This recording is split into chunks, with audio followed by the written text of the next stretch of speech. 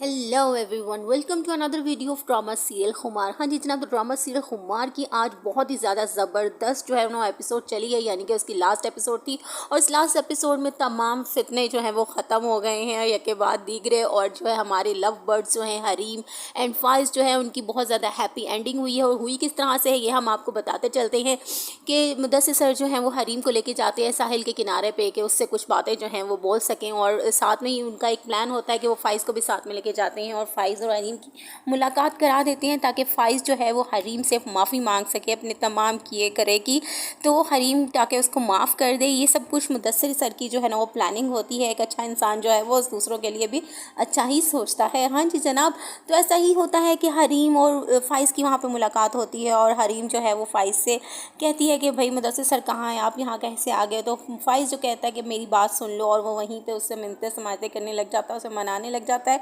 अपनी गलतियों की माफ़ी मांगता है कि मैंने जो कुछ किया अनजाने में हुआ मुझसे, मुझे माफ़ कर दो। और खैर में वो एक बात और कहता है कि अल्लाह ताला के यहाँ भी जो है वो माफ़ी की गुंजाइश है, तो हम मामूली से इंसान क्यों अपनी अना का मसला जो है उस चीज़ को बना लेते हैं। तो हरीम तो पहले देखा जाए कि वो दिखाया गया है कि वो पहले से ही जो है वो दूसरों की खुशी में खुश होने वाली लड़की दिखाई गई है, तो इस वक्त भी वो इसी तरह खामोश हो जाती है। और क्योंकि वो फ़ाइज़ के निकाह में होती है तो उसको फ़ाइज़ से मोहब्बत भी होती है ऑब्वियसली, और वो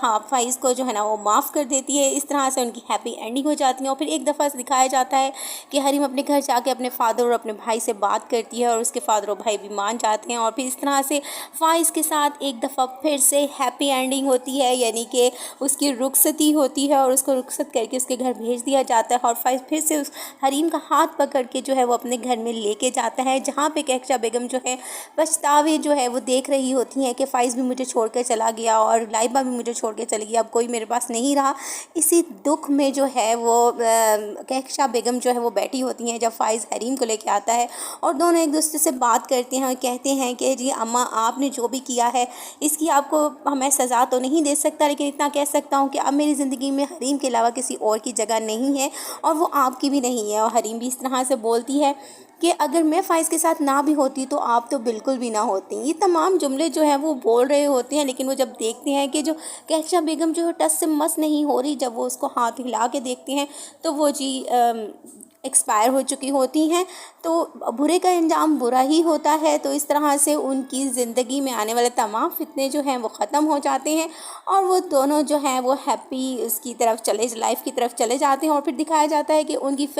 जो है ना बहुत अच्छी फैमिली जो है ना वो दिखाई जाती है कि किस तरह से वो खुश रहते हैं और किस तरह से जो है वो अपनी ज़िंदगी को आगे बढ़ाते हैं। हाँ जी जनाब, तो इस ड्रामा के एंड पे कहा यह गया है कि माफ़ करने वाला ही इंसान बेहतर होता है और वो कोई छोटा नहीं होता। सो हमें जो है दूसरों की गलतियों को माफ़ कर देना चाहिए, इसी में बरकत है। हाँ जी जनाब, तो अगर आपको मेरे रिव्यूज़ अच्छे लग रहे हो तो प्लीज़ लाइक कीजिएगा, कमेंट कीजिएगा और सब्सक्राइब करना तो मत भूलना।